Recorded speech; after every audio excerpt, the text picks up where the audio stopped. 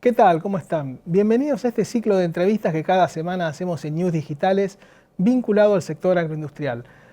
En este caso nos acompaña Gustavo Idígoras, presidente de Ciara Sec, y vamos a hacer un ping-pong, vamos a repasar varios temas vinculados a lo que es la agroindustria, desde lo que es biocombustibles, plataformas como el BISEC, teniendo en cuenta que ya el año que viene comienza a entrar en vigencia las exigencias europeas, y obviamente también el tema de liquidación de divisas. ¿Qué tal, Gustavo? ¿Cómo estás? ¿Qué tal? ¿Cómo estás? Gracias por la invitación. Bueno, no, gracias por venir.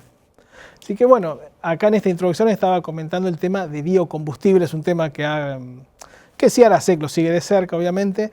Ha cobrado algo de relevancia en estos últimos días por el tema de precios, pero bueno, quería que nos expliques, primero, bueno, para la gente que nos está mirando, los biocombustibles se dividen entre lo que es biodiesel, que se hace en base a aceite de soja para mezclar con gasoil, y bioetanol en base a maíz y caña de azúcar. Acá lo que nos interesa es hablar de biodiesel. Contanos primero, bueno, cómo es esta ley que está vigente actual y que en cierta manera frena un poco lo que es la posibilidad de crecimiento no solo del biodiesel, sino de toda una industria que viene atrás, y comparémoslo, no sé, con otros países como puede ser Brasil, que es un competidor nuestro. Sí, claro. A ver, los biocombustibles nacieron como reacción natural frente al cambio climático. ¿Por qué razón? Porque el petróleo y el combustible emiten muchísimos gases de efecto invernadero.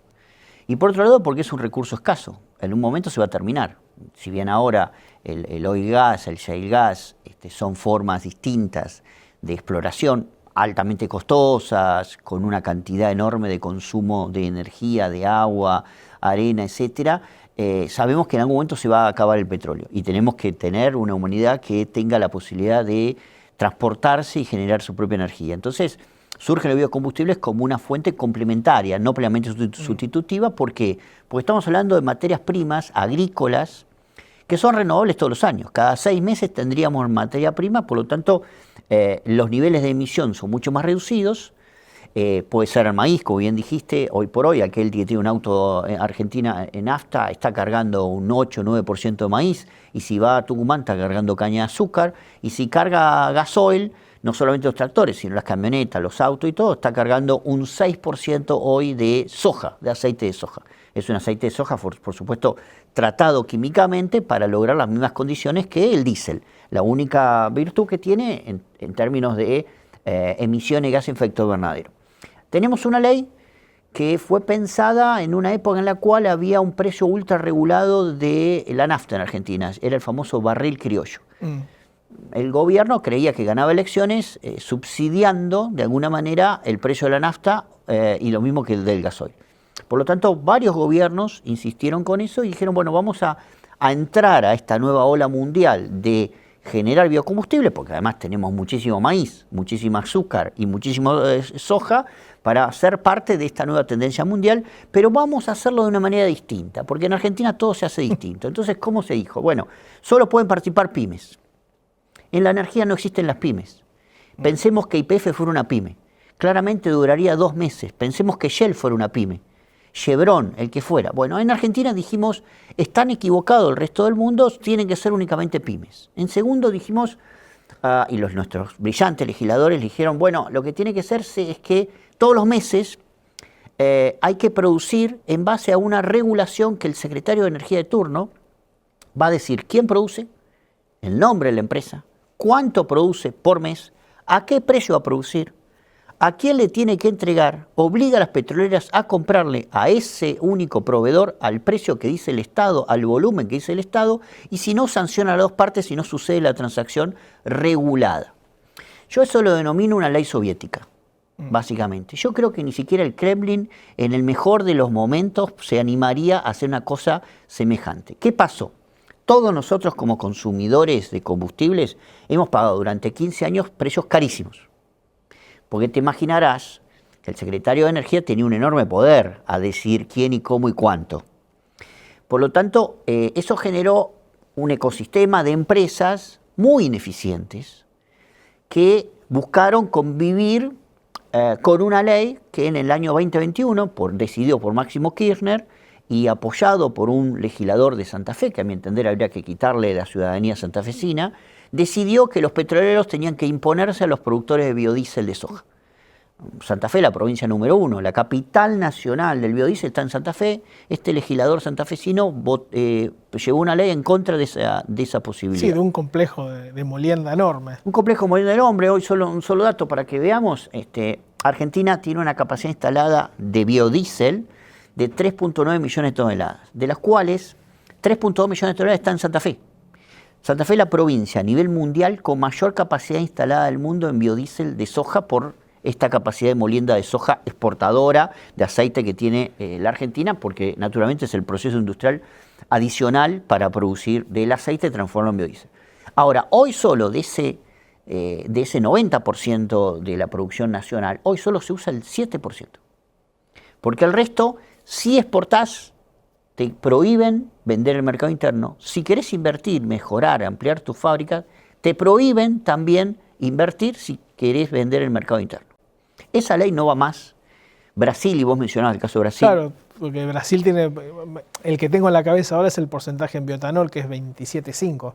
Correcto. Brasil está en el 15% en soja, Argentina está formalmente en el 10%, pero aplica el 6%, es otra arbitrariedad. Es más, esas pymes se quejan también porque el secretario de Energía de turno, que es mucho más librecambista, les está castigando con el precio por debajo de los costos, con lo cual hoy están perdiendo plata, desde muchos años ganaron, hoy están perdiendo mucha plata, por eso también están todos interesados en cambiar. Ahora, en cómo cambiar es el gran debate.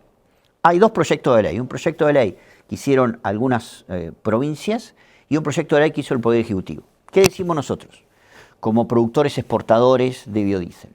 Miremos a Brasil. Brasil, Lula, que tampoco es un gran liberal, sin embargo, aprobó una ley que se llama Combustibles del Futuro. ¿Y qué dijo? Bueno, Brasil tiene que ser la matriz energética del mundo. Ya no va a ser más los árabes, va a ser Brasil. Pero por supuesto Brasil no tiene tanto petróleo. ¿Qué va a venderle al mundo Brasil? Biocombustibles. No solamente para los autos, sino para los aviones y para los barcos. El SAF. El famoso SAF. Es decir, hoy lo que le cargamos en el surtidor, acá a la vuelta en la estación de servicio, de diésel o de biodiesel o de bioetanol, dentro de 2 años se lo vamos a cargar a los aviones. Y en el 2030 a todos los barcos. Eso va a implicar 15 veces más el mercado mundial de aceites vegetales. Hidrotratados, con hidrógeno verde, con responsabilidad social, etcétera, eso ahí etcétera. Te hago un paréntesis que se puede estar preguntando las personas que no ven. Eso no tiene ningún impacto en lo que sería la producción de granos para alimentos. Es una gran pregunta porque en Europa intentan convencernos que nos vamos a cagar de hambre, para decirlo diplomáticamente, porque vamos a cargar combustible en los aviones y no vamos a tener alimentos. Eso es absolutamente falso, por una simple razón. Un poroto de soja implica 80% harina para alimentación animal, y esas son las carnes que después los animales que alimentamos con esas harinas y que comemos las carnes, los lácteos, lo que fuera, y 20% aceite. Cuanto más demanda hay de aceite, más harina hay. Por lo tanto, el precio para la alimentación animal y humana va a bajar porque va a crecer la oferta cuando crece la demanda de biocombustibles. ¿Por qué los europeos inventan estas cosas? Porque no tienen soja, no tienen palma, no tienen nada. Y tendrían que importar. En vez de importar de Rusia, pasarían a depender del Mercosur para ser proveedor de energía. Ahora, ¿queremos que Brasil sea el único proveedor? ¿Queremos importar bioenergía para Ezeiza desde Uruguay cuando podríamos ser exportadores? Bueno, este es el gran debate que hoy tenemos. Por eso nosotros estamos tan convencidos que los legisladores, que son muy sabios y seguramente después que pasen las elecciones, tengan que aprobar una ley que sea de libre competencia, de libre concurrencia, donde todos puedan competir, donde la inversión sea bienvenida, donde la exportación sea bienvenida y donde el Estado no intervenga más en los precios. Claro, porque vos ahí estás hablando de pensando no desde el enfoque del exportador, un mercado interno cuasi vedado, pero ¿cómo está el tema con exportaciones? Porque también está bastante frenado. Sí, las exportaciones, Argentina se había transformado en un momento en el primer exportador mundial. De 10 camiones que transitaban en Estados Unidos, 3 camiones tenían biodiesel de soja que salía de Rosario y terminaba en un surtidor norteamericano. Por supuesto, la anterior administración Trump lo vio eso de mala manera. Dijo, no puede ser, teniendo la cantidad de millones de agricultores que tengo acá que votan por mí, dijo Trump, en Estados Unidos, ¿cómo yo le voy a estar regalando a los agricultores argentinos este mercado? Así que inventó una serie de medidas, nos cerró el mercado y después logramos con Europa mantener el mercado abierto a través de una cuota y el mercado mundial hoy básicamente es Europa. Ahora, para la primera generación. La segunda generación que se viene, que es esto que vos denominabas SAF, que es la combustible de aviación civil o la marítima, no hay restricciones para eso. Entonces, ¿por qué no podemos tener una planta hoy de SAF en Argentina? Porque la ley lo prohíbe. Si yo hago una planta no puedo producir más para el mercado interno. Entonces es un absurdo, nadie quiere invertir. ¿Dónde se están yendo las inversiones? A Paraguay y a Uruguay. Claro, bueno, Paraguay con la soja de a poco va ganando espacio. Y en estas leyes que se están tratando, que comentaba, ¿se habla de algún porcentaje de corte? ¿Hay algo que se puede ir adelantando de eso? Sí, hay dos versiones. La versión del gobierno nacional, que dice 10%, y ahí nos quedamos, pues vemos. La versión de las provincias que dice 15% y vayamos creciendo.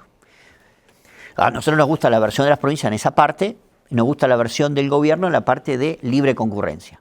Todo el mundo compita claro. en el mercado a mejor valor y calidad, por supuesto. Pero por eso hay que buscar una fusión. ¿Por qué el gobierno se encapricha con el 10%? Porque tiene algún temor de pérdida fiscal. Cuando cargamos combustibles nosotros pagamos un impuesto, el ITC, cada vez que cargamos. ¿Bien? Los biocombustibles son libres del ITC porque son libres de emisiones de gas efecto invernadero. El ITC es un impuesto justamente al combustible en base a el perjuicio de la contaminación ambiental que genera. Entonces, el gobierno, como es muy cauto en materia de recaudación fiscal, dice, bueno, esto es un riesgo. ¿Qué le estamos demostrando? Que a mayor producción, mayor exportación de aceite, mayor ingreso fiscal también de la Argentina y menos pérdida fiscal también podrían tener, porque tendríamos un mercado que estaría traccionando más producción de aceite para ambos usos. Y además mejoraría mucho el precio internacional. Hoy Argentina, cuando vende aceite de soja, es el precio más bajo del mundo. Porque Brasil y Estados Unidos tienen mercado de biodiesel, por lo tanto el aceite vale más caro. Porque, ¿qué te dice el exportador? Si no me lo compras a este valor, lo vendo en el mercado interno. Claro. En Argentina no hay mercado interno, entonces tenemos que venderlo, si querés, a veces hasta rematar el precio de nuestro aceite. Bien, ahora te saco un poquito el biodiesel. Actualizame qué está pasando con la hidrovía. Bueno, la hidrovía está en un proceso, entendamos que la hidrovía es nuestra autopista exportadora. Si bien todos podemos salir por Ezeiza cuando subamos un avión, para sacar nuestros productos de exportación, no solamente los granos, sino también cualquier producto de exportación, necesitamos el río Paraná y el río de la Plata, indefectiblemente. Ahí están todos nuestros puertos, particularmente en el caso nuestro, en la zona del Gran Rosario. El río, hoy por hoy, es como si fuera una calle de mano con contramano, pero nosotros necesitamos una General Paz, o mejor dicho, una Panamericana. Necesitamos 5 manos. Y ya de por sí las 5 manos tienen problema. Pero imaginémonos una Panamericana mano y contramano, lo que sería en términos de circulación, transporte, eficiencia. Bueno, el Paraná es eso, es una calle mano y contramano.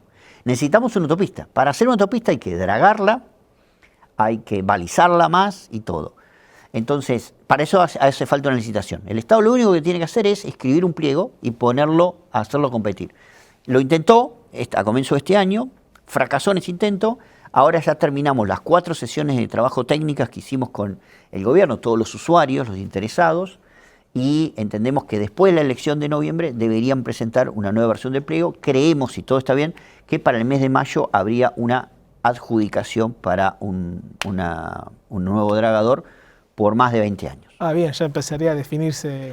Eso es lo que queremos, ¿no? De ahí a mayo, todos sabemos que en Argentina pueden suceder muchísimas cosas, vamos a insistir. Y cuando te digo insistir, hicimos de hace 3 años un grupo de trabajo donde está la Unión Industrial Argentina, la Cámara del Acero, para que sepamos. Argentina hoy depende de su capacidad de producir chapa, aluminio, acero, todo de las fábricas que están sobre el río Paraná, que traen por barcaza los minerales y comercializan los productos acá en Argentina, o los pueden exportar. No solamente salen los granos, o los autos que ingresan, las autopartes que ingresan a Zárate. Entonces, o los medicamentos que ingresan a la ciudad de Buenos Aires y la capacidad exportadora que puede tener el puerto de Buenos Aires. Bueno, todo eso va a depender de una buena licitación. Bien, estamos hablando de una vía navegable, si se quiere, de transporte, logística, y en los últimos días, saliendo un poco del agua y yendo a las vías del ferrocarril, se completó una compra de 180 tolvas cerealeras. Hay un interés, ¿no?, por parte de todo lo que es el complejo exportador de privatizar un poco, de participar más de lo que es el sistema ferroviario. Tengamos en cuenta, ¿no?, para la gente que sepa, de unos 140, 150 millones de granos, casi el 75% va por camión, un 15% por tren más o menos, y el resto va por barcaza. ¿Cómo está jugando el complejo agroexportador en este tema? ¿Cómo lo ven, ¿no? Bueno, el tema a ver, de la logística ferroviaria. si bien vivimos en una era de la inteligencia artificial, el tren sigue siendo el motor de desarrollo económico y social de muchísimos lugares. Argentina tiene unas líneas ferroviarias muy extendidas, con muy bajo uso, muy bajo nivel de mantenimiento, sin material rodante suficiente, manejadas por el Estado, y el Estado decidió con este gobierno ni siquiera pintar las vías. Entonces, el mantenimiento es débil. Eso implica que un viaje que antes de Tucumán a Rosario podía estar 4 días, 5 días, hoy tardas 10 días. Pero tenemos que recuperarlo, porque Argentina es un país federal, grande, con muchas extensiones. Yo siempre insisto en este ejemplo, un camión de Salta de soja a Rosario tiene un costo de logística más alto por tonelada que una tonelada exportada en barco a Rosario a Vietnam. Sí. Entonces, esto hay que revertirlo. ¿Cómo se revierte? Con un sistema ferroviario eficiente. Para eso hay que invertir, y el gobierno ha decidido por decreto licitarlos y privatizarlos. Privatizarlo en todas sus dimensiones, que es algo muy novedoso a nivel mundial.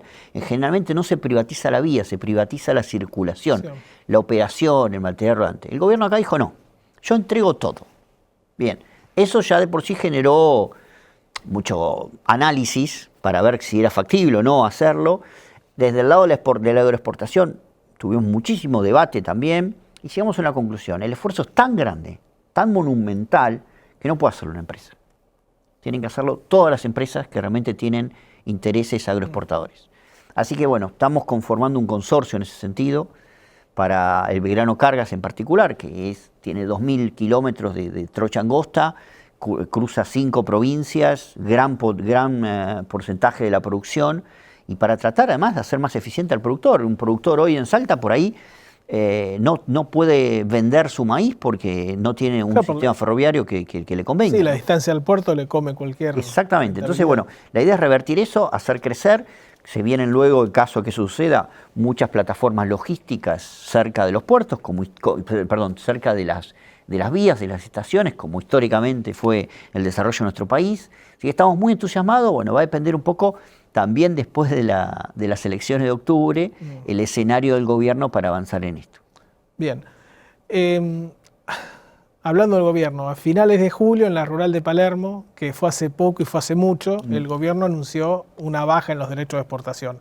Un tema, ¿te acordás? Había empezado en enero con la famosa rebaja temporal, volvió a foja cero, se volvió a bajar. Bueno, ¿qué pasó entre julio y ahora? Teniendo en cuenta, bueno, que ya por una cuestión, si se quiere, estacional, y bueno, que ya se liquidó grano, empezó a declinar un poquito lo que es la liquidación, pero subió el dólar en esta semana.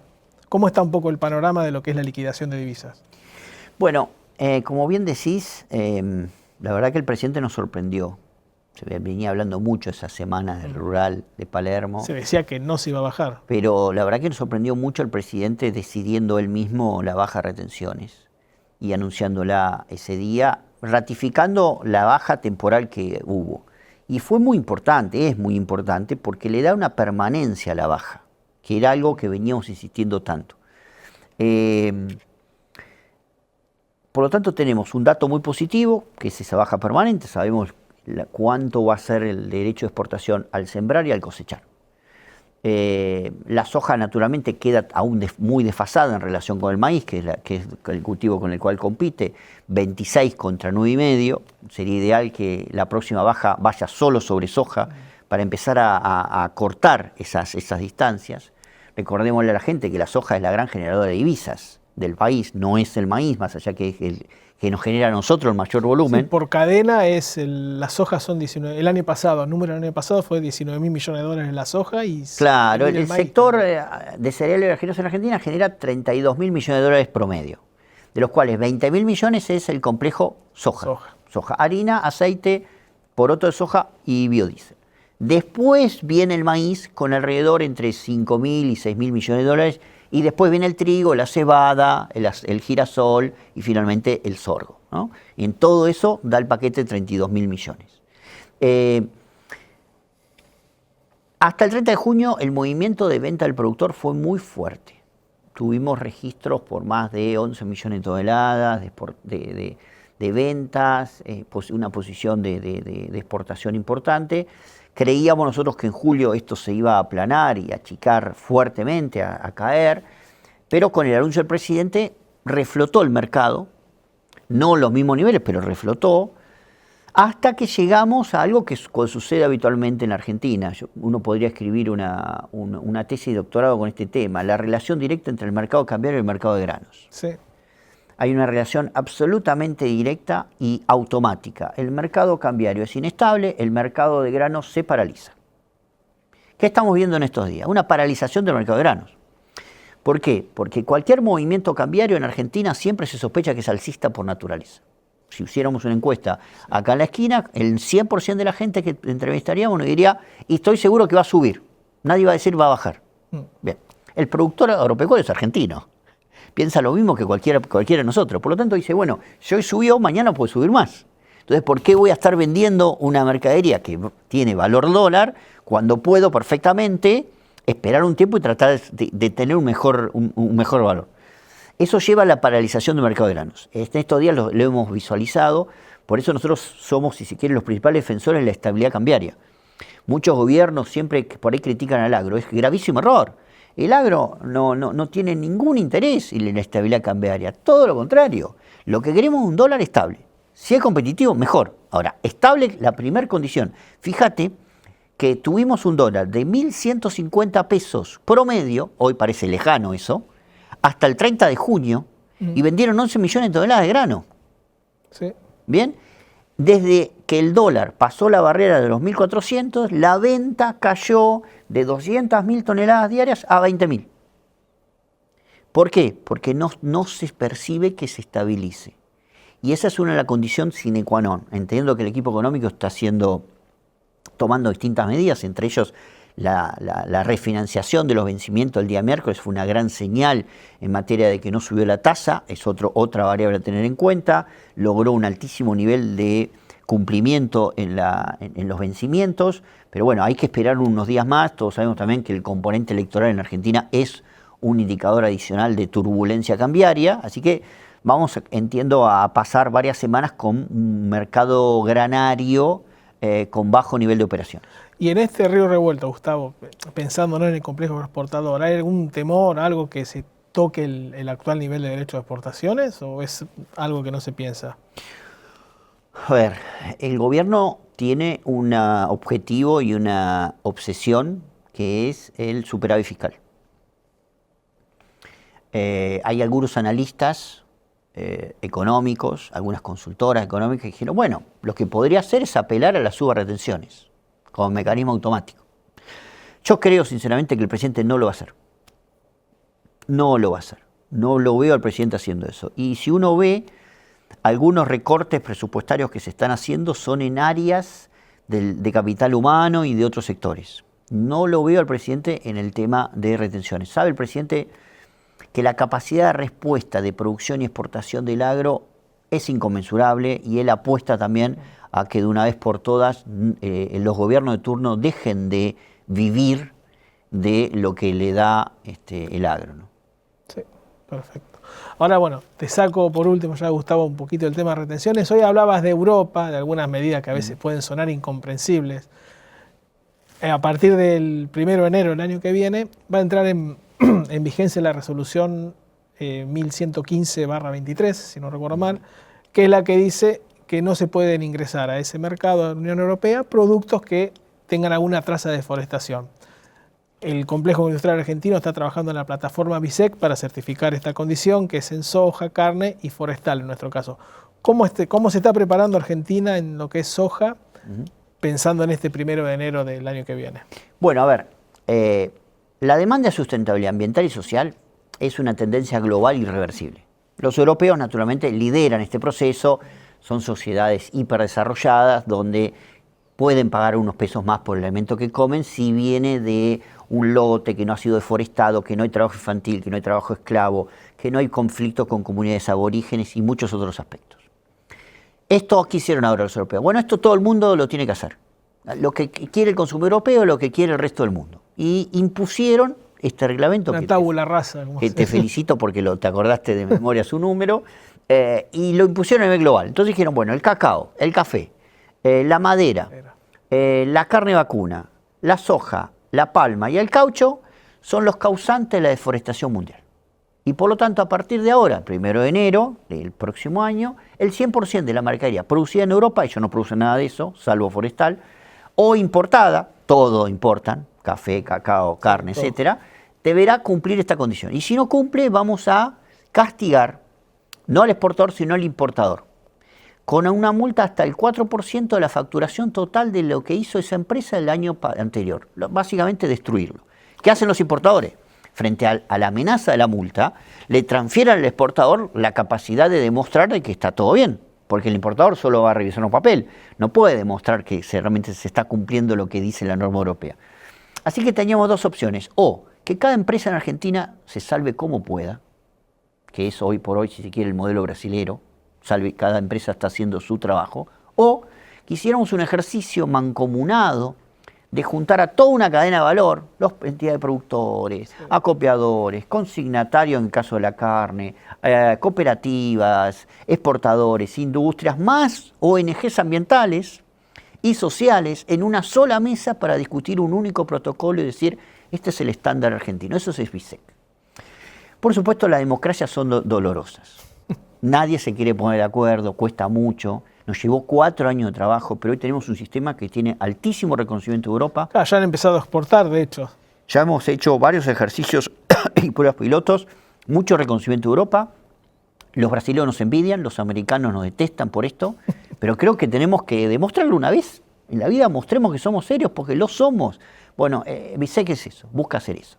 Por supuesto que hay un montón de discusiones en el medio, la Cancillería nos está ayudando mucho. La semana que viene el vicecanciller va a estar en Bruselas discutiendo algunos temas que hay en la mesa. No queremos que Trump se lleve beneficios solo por ser Trump, sino porque tiene que competir en igualdad de condiciones. Y eso es uno de los temas que nos preocupa, porque Trump va y le dice a Europa, mira, si no querés que te castigue, si no querés que siga poniendo plata para los misiles o lo que fuera, no me controlen la no deforestación.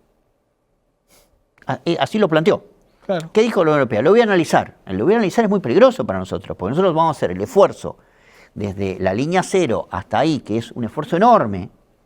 Pensar que estamos hablando de 65.000 productores soja, 230.000 productores ganaderos en un solo sistema cumpliendo eso, más 1.200 puntos de acopio en Argentina, cooperativas, 22 puertos y todos trabajando en lo mismo, y en Estados Unidos podrían hacer lo que quieran. Bueno, esas son las cosas que queremos hablar para que no haya diferenciaciones. Está, perfecto, Gustavo. Bueno, muchas gracias por tu tiempo y bueno, y te esperamos después de las elecciones. Bueno, gracias por la invitación, Gracias. muy amable. Hasta luego.